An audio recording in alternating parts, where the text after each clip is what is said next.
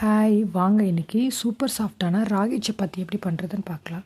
அதுக்கு ஒரு பேனில் 1 டம்ளருக்கு 3/4 டம்ளருங்கிற அளவுக்கு தண்ணி விட்டுக்கோங்க. கொஞ்சம் உப்பு, கொஞ்சம் எண்ணெய் சேர்த்து கொதிக்க விடுங்க. கொதி வந்ததுக்கப்புறம் நம்ம எடுத்து வச்சுருக்க ராகி மாவை கொட்டி கிளறி ஆஃப் பண்ணிடுங்க.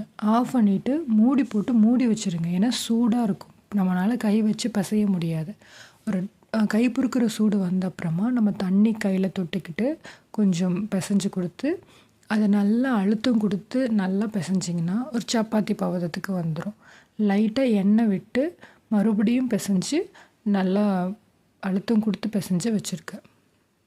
அது அப்புறம் நம்ம எப்பயும் போல் சப்பாத்திக்கு மாவு தேய்க்கிற மாதிரியே ராகி மாவை தொட்டு சப்பாத்தி தேய்ச்சிட்டு நம்ம சூடான கல்லில் போட்டு எடுத்தோன்னா நல்லா உப்பி வரும். செம்ம சாஃப்டாக இருக்கும். ட்ரஸ்ட் பண்ணுங்கள், இது கஷ்டமான விஷயமே இல்லை, ஈஸியாக இருக்கும்.